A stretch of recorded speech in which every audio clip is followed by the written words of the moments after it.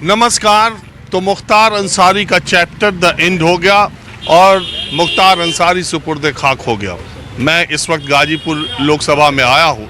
Ghazipur Lok Sabha seat का माहौल क्या है जानने के लिए वजह यह भी है कि पश्चिमी उत्तर प्रदेश से प्रधानमंत्री नरेंद्र मोदी मिशन 370 की शुरुआत रविवार से कर रहे हैं और अब उत्तर प्रदेश की हर सीट पर भारतीय जनता पार्टी और विपक्ष अपना पुरजोर जोर लगाएंगे।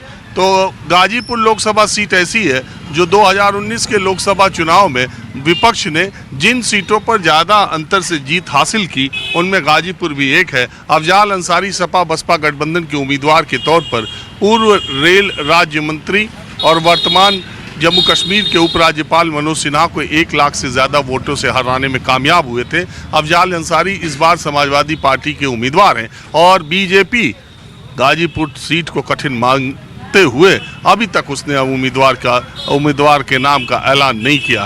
गाजीपुर के बारे में एक दिलचस्प तथ्य ये भी है कि गाजीपुर में पिछले 25-30 वर्षों में यहाँ की विधानसभा में कोई ऐसा विधायक नहीं रहा जो दोबारा जीत पाया हो और ठीक उसी तरह करीब 30 सालों से ऐसा है कि यहाँ कोई ऐसा सांसद नहीं है जो दोबारा रिपीट किया हो लगातार। वैसे तो मनोज सिन्हा भी 2 बार चुनाव जीते हैं, अफजाल अंसारी भी 2 बार चुनाव जीते हैं, लेकिन लगातार नहीं जीत पाए। तो आज मैं ये चुन्नू टी स्टॉल जो गाजीपुर में पिछले 30-35 सालों से सामाजिक राजनीतिक कार्यकर्ताओं का ठीहा है और चट्टी चौराहों की तरह सामाजिक और राजनीतिक विषयों पर दिलचस्पी रखने वाले लोग और अपना मत रखने वाले लोग यहाँ मिल जाते हैं। तो आज मैंने सोचा माहौल क्या है, मैं थोड़ा मुख्तार अंसारी की मौत के बाद गाजीपुर के सियासी समीकरण पर क्या फ़र्क पड़ेगा और अफजाल अंसारी क्या वो रिकॉर्ड जो पिछले 30 वर्षों से रिपीट ना कर पाने का कर पाएंगे। कुछ लोग हमारे साथ मौजूद हैं, तो क्या विचार है आपका? 2014 लोकसभा के चुनाव में 24 के चुनाव में मुख्तार अंसारी जी के निधन से समाजवादी पार्टी को बहुत लाभ हुआ। अफजाल अंसारी जी फिर चुनाव जीतने जा रहे हैं। 35 वर्षों का यह रिकॉर्ड समाजवादी पार्टी इस बार तोड़ने जा रही है। अब किस पार्टी? मैं समाजवादी पार्टी का जिला प्रवक्ता मीठेपुरा। अफजाल अंसारी जी का कोई जोड़ नहीं, उनके कद काठी का नेता आज तक बीजेपी खोज नहीं पाई है। प्रत्याशी आज तक गाजीपुर में भाजपा का घोषित नहीं है। हताशा है, वहाँ खोजे जा रहे हैं लोग किनको लड़ाया जाए अफजाल अंसारी जी के खिलाफ। अफजाल अंसारी जी का एक राजनीतिक इतिहास रहा है, संघर्षों का इतिहास रहा है, गरीबों के लिए हक अधिकार के लिए लड़ने का इतिहास रहा है, जुल्म और जालिम के खिलाफ लड़ने का। पिछली बार किस पार्टी के सांसद उम्मीदवार? बहुजन समाज और समाजवादी पार्टी गठबंधन के उम्मीदवार थे। इस बार सपा से? इस बार समाजवादी पार्टी से। ये ज़्यादा वक्त नहीं हुआ जब अफजाल अंसारी और मुख्तार अंसारी को पार्टी में लेने की वजह से अखिलेश यादव ने अपने एक मंत्री को बर्खास्त कर दिया था। तब अफजाल अंसारी नहीं थे।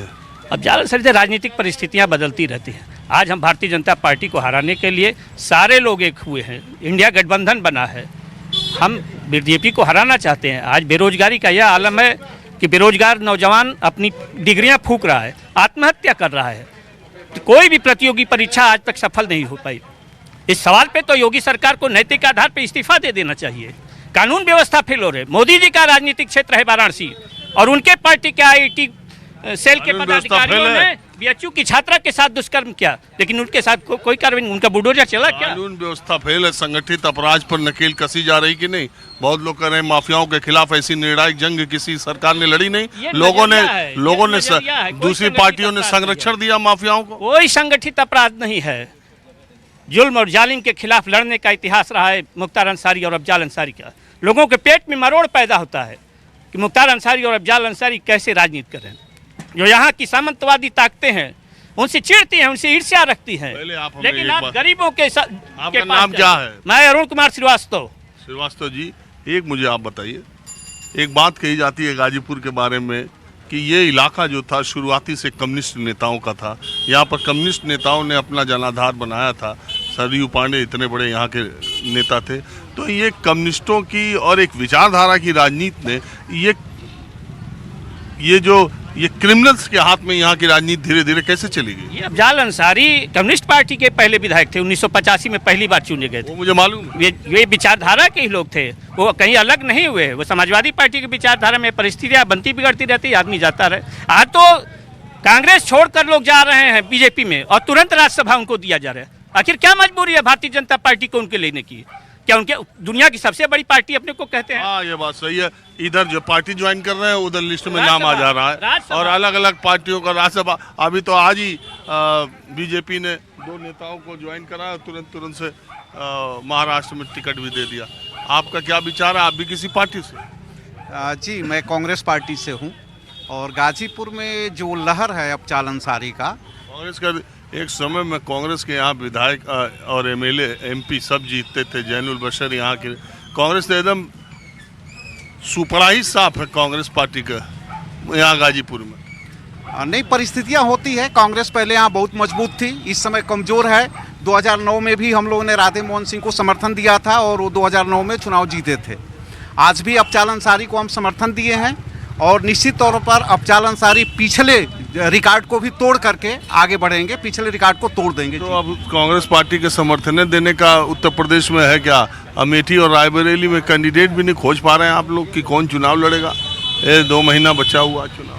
नहीं, अमेठी और रायबरेली में एकदम पुख्ता कैंडिडेट है, लेकिन उसको डिले किया जा रहा है। भारतीय जनता पार्टी भी तो वहाँ नहीं दे रही है, पहले दे तो हमारे पास। अमेठी अनाउंस नहीं है, स्मृति ईरानी का अमेठी अलाउंस है, रायबरेली नहीं है, लेकिन हमारे पास कैंडिडेट है और पूरी तरह से वो तयमयता से लड़ेंगे। और रायबरेली और अमेठी तो 100% श्योर सर्टेन है कि हम चुनाव जीतेंगे, इसमें कोई दो राय नहीं है। हम गाजीपुर की चर्चा कर रहे हैं और गाजीपुर में पूरी तरह से इंडिया गठबंधन के सारे घटक दल और सब लोग चुनाव प्रचार शुरू कर दिए हैं। यहाँ भारतीय जनता पार्टी अभी तक एक मुख्तार की घटना की वजह से क्या फर्क पड़ेगा?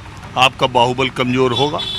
नहीं, कमजोर नहीं होगी, सहानुभूति मिलेगी अफजाल अंसारी को, सहानुभूति। क्योंकि जो मुख्तार अंसारी साहब की बात आप कर रहे हैं तो यहाँ पर वो एक मसीहा के रूप में जाने जाते हैं। गरीबों के लिए उन्होंने जो किया है उसका आप कोई तोड़ नहीं निकाल सकते हैं। आज आप गए होंगे, आप बाहर से दिल्ली से आए हैं। बात बताइए, कोई आदमी 19 साल लगातार जेल में रहा, 8 मुकदमों में उसको अभी सजा हुई, 2 मुकदमे में उम्र कैद हुआ, उस आदमी को मसीहा कहते वक्त आपको लगता नहीं कि आप लोकल गाँव के क्षेत्रों में जाइए? मोहम्मदाबाद का, मैं मोहम्मदाबाद से एमएलए का चुनाव भी लड़ा हूँ, 2017 में मैं एमएलए का चुनाव लड़ा हूँ। लेकिन ग्रामीण क्षेत्रों में आप जाइए तो मुख्तार अंसारी को लोग देवता की तरह आज भी पसंद करते हैं, क्योंकि वो गरीब लोगों का काफ़ी हद तक सहायता किया है, इसमें कोई दो राय नहीं। और उसका उस सहानुभूति का लहर पूरे गाजीपुर जनपद में है और लोकसभा में पूरे पूर्वांचल में है, गाजीपुर में नहीं है।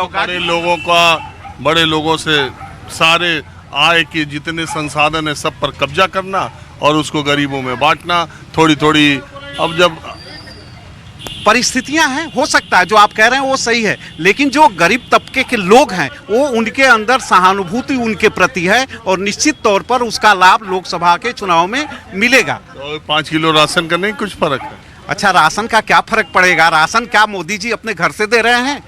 ये तो अंसारी क्या अपने घर से वहाँ फसल बेच के कटवा के जो पैसा आता था वो गरीबों में बांटते थे? नहीं, वो नहीं दे रहे हैं, लेकिन मोदी जी तो एक जुमला बोल करके और 3-5 करके लोगों को भरमाए हुए हैं। उनके जुमले की बात है, उनका तो केवल जुमला ही चलता है। सब भरमाने का खेल ही चल रहा है।